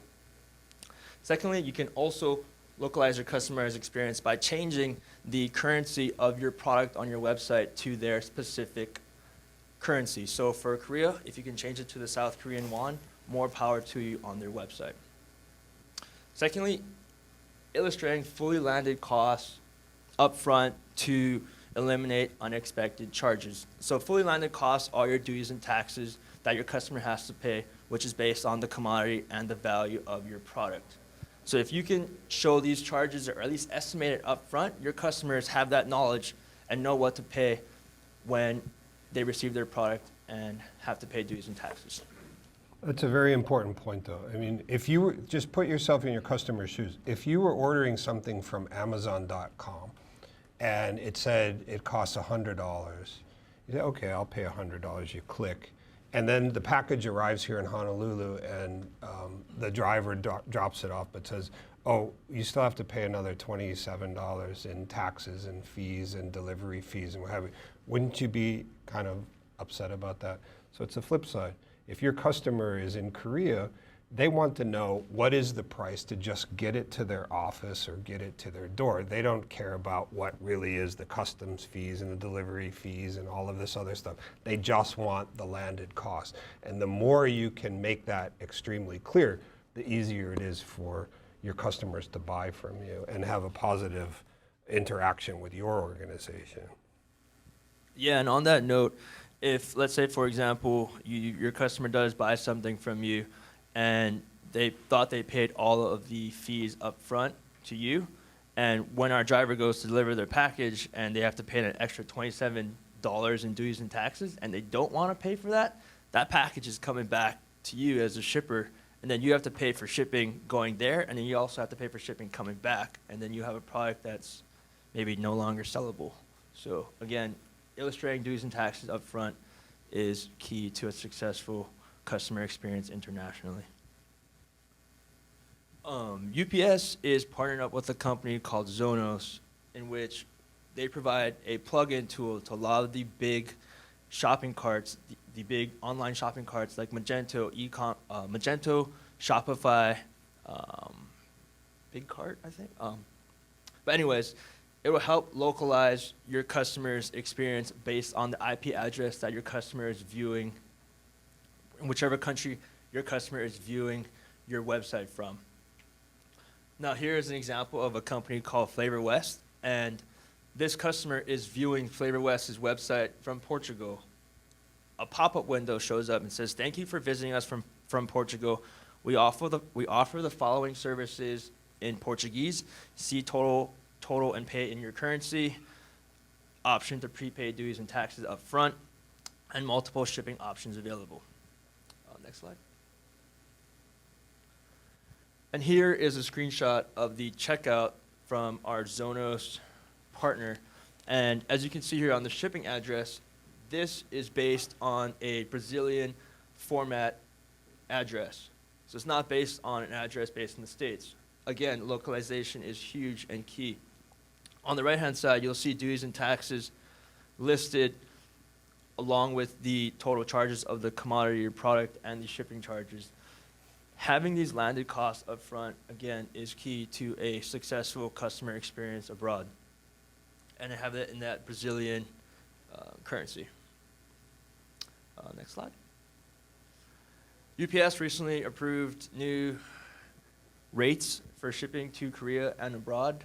If you are currently shipping to Korea or abroad globally, or if you're thinking about shipping soon, please let me know.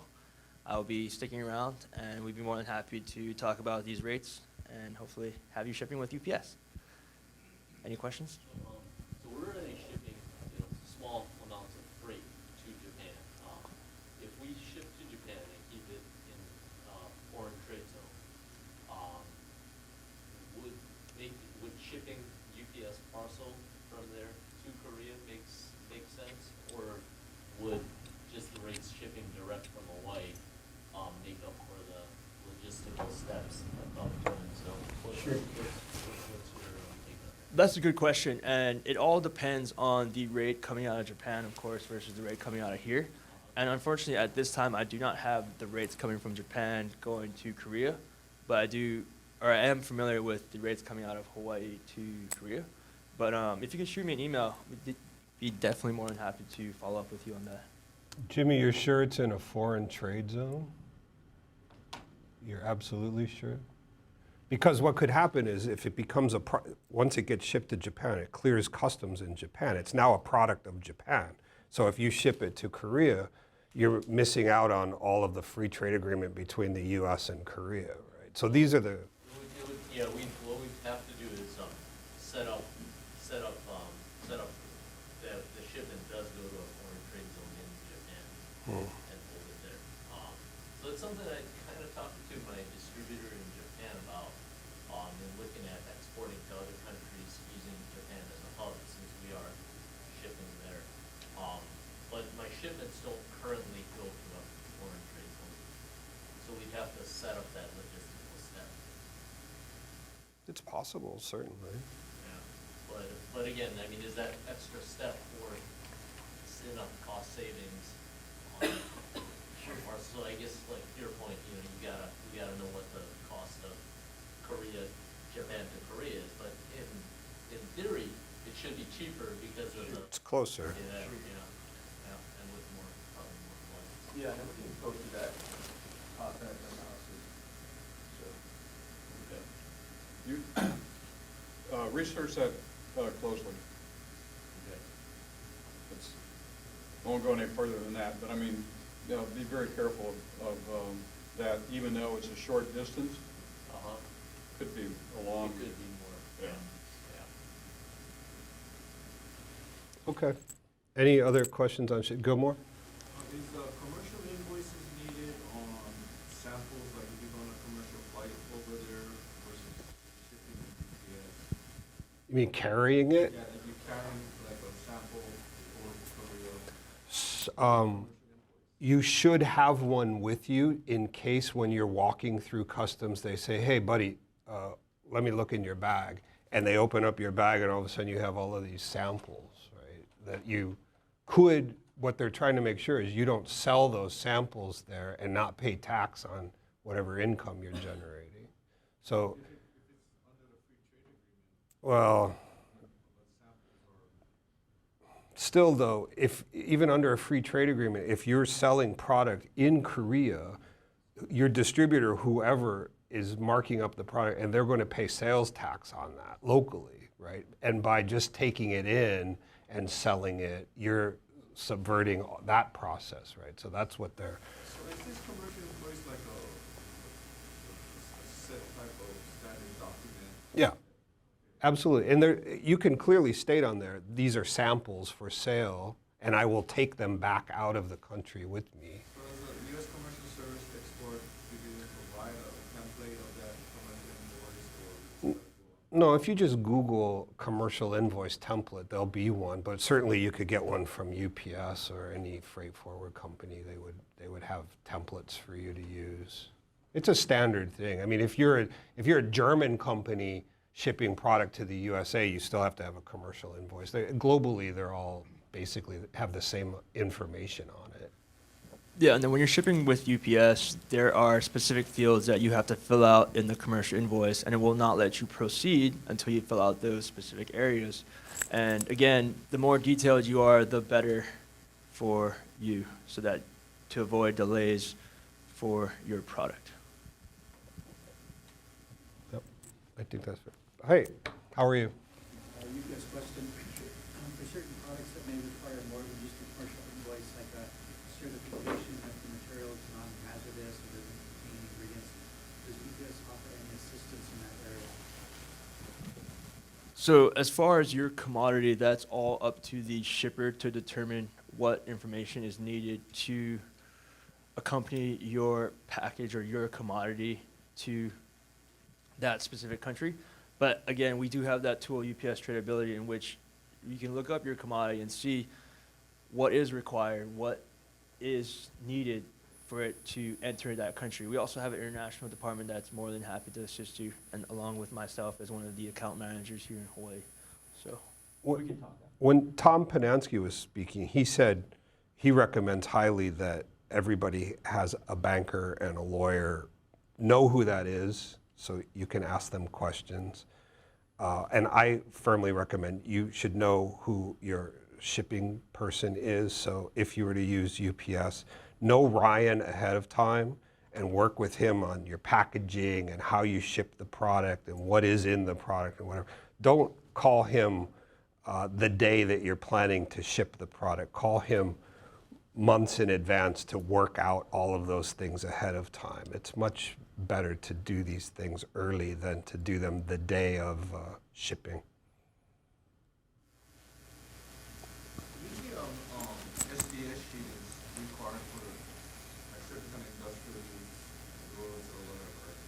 Sure. And then, to get the commodity issues with hazardous and non-hazardous. Yeah, material data sheet is important if you're sending that type of product, of course.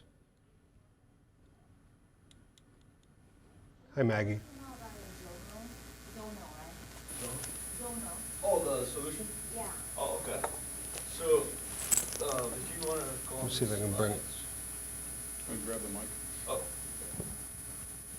So Zonos is a company that's partnered up with UPS, and this is a plug-in tool that plugs into your shopping cart. And again, they are partnered up with a lot of the major shopping carts, the Shopifys, the BigCommerces, the Magentos, to provide that address localization based on what country your customer is viewing your website from based on their IP address.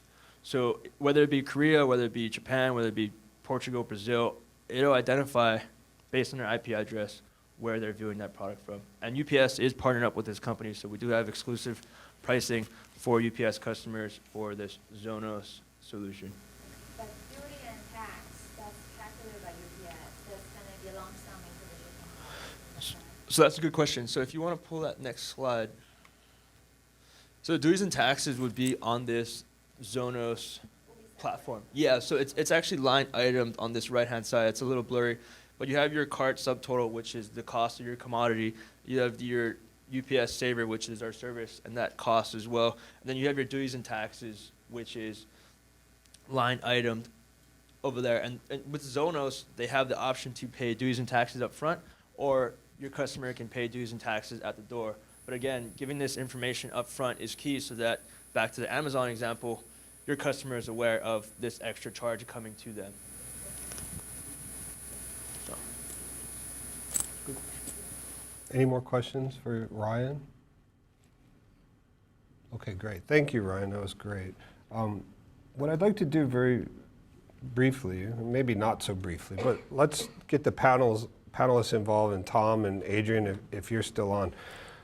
And you two gentlemen have spent a lot of time in Korea. Let's talk about the business culture in Korea.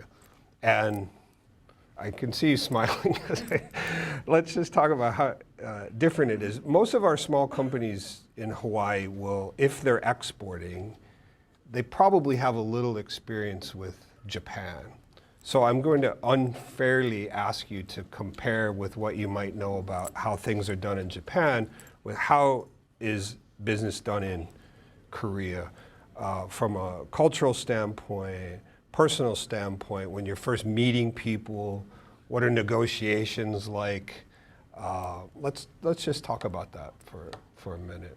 If you want, this is Tom. I'm still on the line. I can make just two quick things in here, at least one. I think the biggest difference, you're going to feel it as soon as you get on a Korean Air flight, is the culture of impatience. It's very different than Hawaii, and particularly very different from Kauai, where I spend most of my time in Hawaii. Things happen fast, and the expectations are that things will happen fast. And the expectations are like really, really, really fast, which means maybe very different to the way you're conducting business in Hawaii. So emails are expected to be answered, but emails are actually pretty passe. If any, you might want to download a Kakao app so you can message through, the Korea's biggest messaging service, and just be. The other big difference, if you want to compare with Japan, is Koreans tend to be very direct. There's not a lot of indirect dancing. They'll get right to the point pretty often, and sometimes that may strike people as a little rude, but usually it's not, and often it makes it a little bit actually easier once you build a relationship with somebody to know where they're coming from. Building the relationship, like in Japan, though, can take a lot of time, a lot of effort, a lot of physical visits and that kind of thing. But the single biggest one that jumps out of me, and particularly because I've actually done business in Hawaii too, is just the speed. I'll give you one example. You're building a light rail project in Honolulu right now. I represented Bombardier Transportation when they built the state-of-the-art driverless light rail project for the southern suburbs of Seoul, the Yongin area. It took 7 years from concept, actually 6.5, to signing ceremony with the Canadian ambassador and everybody else, completely done. And in the middle of that, there was a huge international arbitration with a $600 million judgment. All of that happened from beginning to completion of project. It is now up and running in 6.5 years. And I'm sure, Bill and Pat, with Boeing, they can give you a little idea how fast the Incheon International Airport got built, where the United States has not built a greenfield international airport since Denver in the 1980s. So things happen fast. So hold on to your seat and expect that other people expect you to respond quickly. And if they don't, they usually move on to the next person that will. That's fair.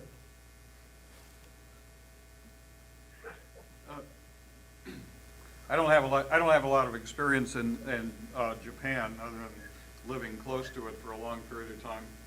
But what I do remember if it makes any sense, is when we would get together from a Boeing point of view with our counterparts in each country had a reigning president, so to speak, and my Japanese counterpart, my Boeing American Japanese counterpart, would explain how things were done in Japan, and then he'd look over at me and I'm just shaking my head, and I go, and he'd ask me why. He says, well, that's not the way it's done in Korea. There is distinct differences. And just as Tom pointed out, one of the things is Koreans are, from in comparison with Japan and perhaps even elsewhere, they're much more direct. It's not as circuitous a route from the relationship point of view. It can be established much, much faster. As far as the courtesies and all of that, it's about what you expect. I can't think of anything that's unique. Pat? Well, I've negotiated contracts in both countries. The real big difference I saw, the Japanese were a lot more, once you had an agreement, it was an agreement. And the biggest problem in Japan was they wouldn't really express their opinions. They didn't want to insult you. So they may not agree with what you were trying to propose, but they wouldn't tell you because they were too polite. That is not the case in Korea. They will definitely tell you. The other thing I would say about negotiating contracts in Korea, if it's with a large Korean firm, there's two things to remember. One is they truly do not believe in a win-win. If you win, they lose. And so that is kind of their negotiating style. They have to get something out of you, or they won't. We used to say that they would back you up to the edge of the cliff, and finally when you said, I can't take another step backwards, then they might give in. But they're very tough negotiators, very good business people. But when you go in, especially with a large corporation, remember that you have to have stuff in your negotiation that you'll be able to give in on. Because one level will have to show that they got something out of you. And then the next level will have to show that they got something out of you. And then the chairman will have to get something too. So you have to posture your negotiations with that knowledge that they're very tough negotiators. But as Bill said, they're very upfront. They will tell you what they feel. They have great negotiating skills. They'll keep you in a hot office and have you sit out there in the heat for a long time and delay you, and they are very skilled at negotiating. Is there still a lot of entertainment in the evenings? Is that going on if you're dealing with people? There still is a lot of entertaining. They like to go out, they like to socialize, they like to drink soju, and so that occurs. It's gotten better. In the previous years, it was really bad. In fact, as president of a company over there, you almost had to have your own designated drinker, because otherwise everybody was gonna come up and give you a toast, and so you had to work out ways to get around that. But they are very social. They love to go out, they love to entertain you. They're very, very proud of their country and their culture. That's true. And they like to show it off. Yeah, that's true. Very proud people. And I would add to what Pat just said. Yeah, it gets more and more sophisticated, literally year by year. So you're as likely to meet somebody now who wants to impress you with how expensive the wine he's ordered than force you to drink Boilermakers. And it really depends who your counterpart is. You know, it's so much varied, and also the age group that they're from. There's a huge difference between the older generation and the current generation, and the industry you're in. If you're in a really high-tech industry or something like that, it's a totally different world. But yeah, sociable, want to entertain, etc. But it takes on many more forms now than it used to be. Almost formulaic what they would do, and we won't bore you with that what that was. But but know your counterparty. That'll help you also figure out what type of entertainment to expect or to enjoy. A lot of our companies in Hawaii, small companies that would be interested to export to Korea, are run by women, owned by women. How is it for women business people from Hawaii traveling to Korea? First of all, is it safe? And what is the environment that they're getting into? For example, it's a leading question because I know the answer, but when I was young and just going to Korea around 1990, there weren't a lot of women in business at that point. I know it's changed somewhat, but what's your opinion? I saw it change in that period of time too. For example, just like negotiating, initially our company, I just would not allow a woman to be on the negotiating team just because I knew that she was not going to be well received. That changed completely to the point when I finally left. We actually had at least one situation I remember. Our lead negotiator was a lady, and it was not a problem. Pat? Yeah, I would agree with that completely. It has changed significantly in the last couple of years. Our main lawyer was a female, and she had absolutely no problem, except for her first name was Kim. And so they all thought she was Korean because she'd come into the room, but she was a blonde, tiny little gal, but tough as can be as a negotiator. The other question was, is it safe? I will tell you, Seoul, Korea is probably the safest city I have ever been to in my life, even safer than Singapore. We would have people lose their wallet in the taxi, come in, they'd go, oh my gosh, I lost my wallet. And we said, don't worry. And sure enough, taxi'd call up, say, I have this guy's license, his wallet, bring it back.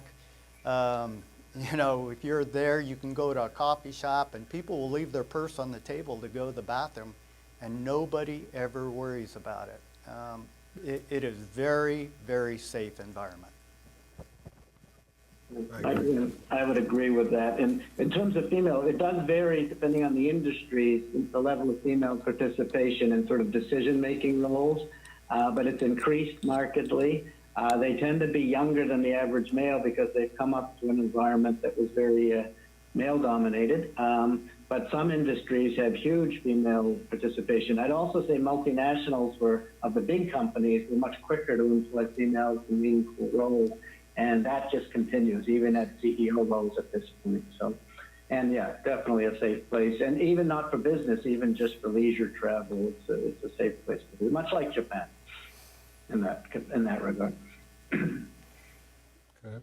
One other quick comment I had on marketing in general is that if you are going to start marketing in Korea, social media will be enormous for you, more so probably than it even is in the United States. Koreans are voracious users of social media, and social media that maybe we don't even have here in this country. Line, for example, they have their own popular web browser or search engine in Korea called Naver. It's a big company that is more popular than Google in Korea. Kakao, somebody mentioned Kakao earlier, is a social media platform and a chat function. So these are things that you're going to have to get used to. You can't just utilize sort of US standard Facebook and Instagram and what have you. There's a place for that, but there's other things for your products that might be more relevant and probably, maybe might isn't the right word, but are probably more relevant than just Facebook and Instagram and Snapchat and what have you. And so you should look at these Korean alternatives. Yeah, and it does go to the distribution system as well. The way products are distributed now, much like in the U.S., the likelihood of people walking into a department store gets less and less and less and more age dependent. More and more people order their product and goods on their phone, and it comes directly to where they're physically present. And there are big Korean companies. There's a big unicorn called Coupang. You should be familiar with how they move products from outside of Korea into Korea. It's pretty amazing. I mean, at the point where there were certain grocery items, when I wanted in Seoul, they would get shipped straight from a warehouse in California, straight to me. And that was thanks to the free trade agreement and other things like that. So it is, I think for the Commerce Department guys on the ground in Seoul would have a very good feel for that. But the way your product is actually distributed in the market has gone under rapid transformation, particularly the last 3 or 4 years. And that allows you to ramp up even that much more faster, which also takes you back to some of the issues we discussed. That can be positive, but also can be a concern if it's not done properly. Okay. Just very quickly, I put up a map here. Tom and Adrian online probably can't see this map that I've put up here, but I think a lot of people are surprised when they see this is the DMZ right here. This is North Korea, South Korea.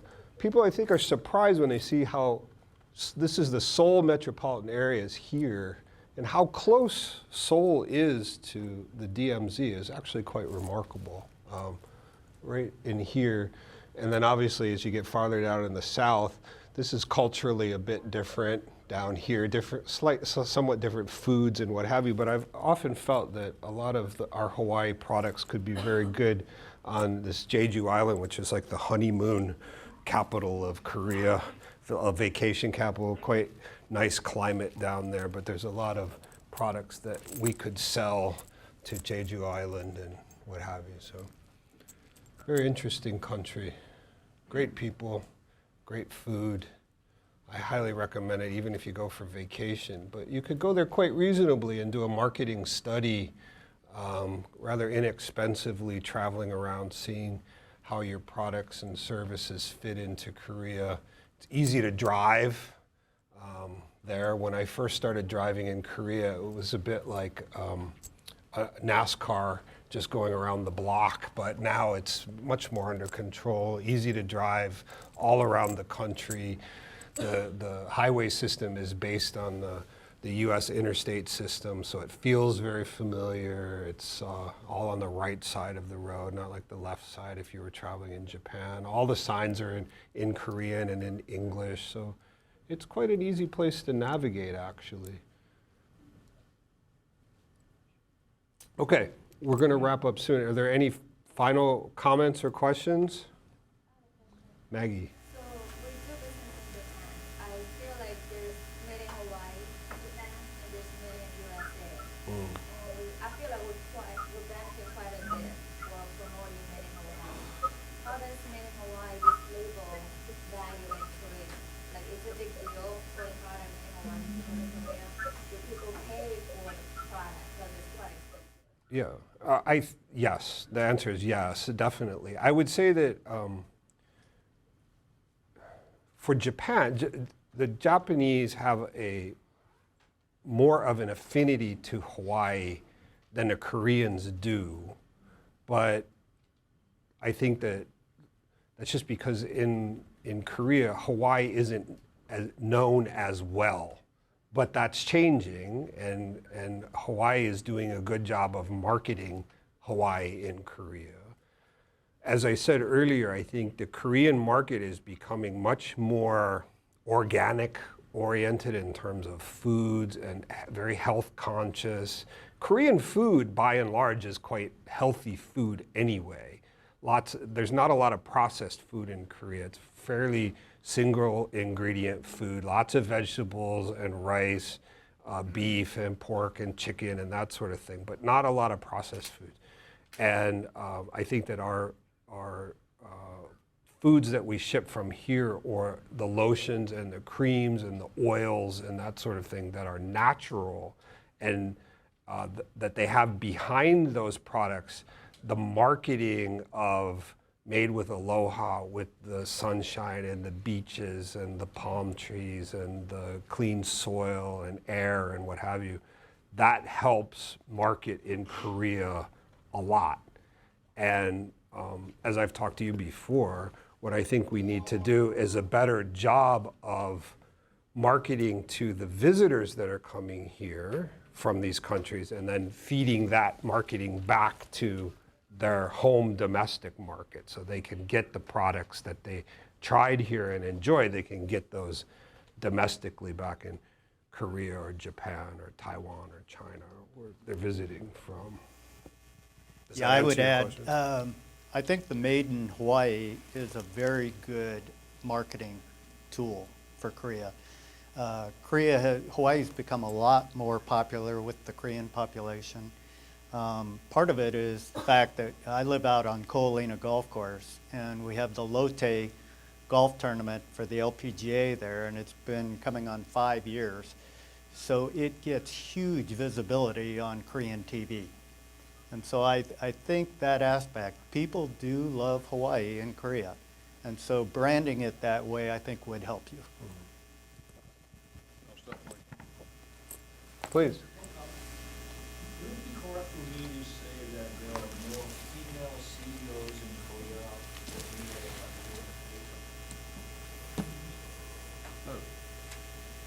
have? No idea. I can't answer that. Just from my personal experience, is I would say Taiwan would be hard to beat, So there's a reason but to make that comment. but Korea could be close.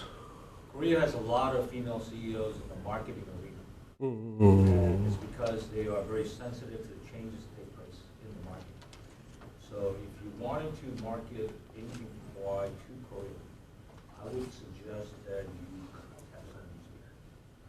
Oh yeah. They will have, there's a reason why, like the marketing people in Korean Airlines, their daughters, they have very good ties to the social stuff. The other one about your comment about Paulina and the Lotte tournament and all that. The biggest difference that made Hawaii be more on the map is not because of the exposure that you've gotten, it's because of the no visa policy. So Hawaii has always been on the Korean mind as a place to go. In fact, you were talking about Jeju Island being the Honeymoon. island. Yeah. It's actually here. And the visa was always a problem because there was a lot of stigma on how to get there. Mm. Once that disappeared, this place opened up like the volcano. So, yeah, I mean, I think it's a perfect time for you guys, as people and companies abroad, to venturing into Korea. Well, you have to remember too, just to put it into perspective, Japan versus Korea. In 1985, when I first got to Korea, you had to be 35 years old to have a passport. That's because the country did not want to lose their foreign exchange, their currency, and so consequently, you had to be 35 years old and go through a process just to get a passport to be able to leave the country. Of course, that all changed, and yeah, like Pat, who fought hard for the U.S.-Korea Free Trade Agreement, I was part of the delegation that would go every year and lobby Washington for visa-free. Yeah, and that's made a big difference. So it's been a short period of time where Koreans have now been allowed to travel, and there's also a difference in the concept of Hawaii that I have found, and my wife, who is Korean, has found too. The Koreans all want to come to Hawaii, but they won't come back next year, probably. They put it on their list to come back, but they got a whole bunch of other places they want to go first too, because they haven't had the chance to see the rest of the world, but they will come back. Yeah. And Bill, I'll update you on Jeju Island. First of all, yeah, there are no more honeymoons in Korea because Korean women stopped getting married. That's the first thing. And anyway, they can travel anywhere. The lowest birth rate in the world, and Seoul, as a major city, is becoming a child-free city. It's very bizarre, and it's actually a huge demographic issue. So that's one thing to keep in mind. What it has become, though, is a destination for mass Chinese tourism and some very unsavory Chinese investment as well. So Jeju is still a beautiful place. Highly recommend it. But if you want to do business and make money in Korea, go to Seoul. Definitely go to Seoul. That's where most of your businesses and decision-making will be. And the logistics are so good. You can get anywhere in the country, either virtually or directly in person, very, very easily. So Sorry for the editorial comment. Great, no, great comment. Thank you. Okay, any further questions? Any online questions before we wrap up? Okay, great. Then thank you, everybody. Please help me thank everybody that was on the panel today. Adrian had to jump off and he was there, but thank you. Thank you so much.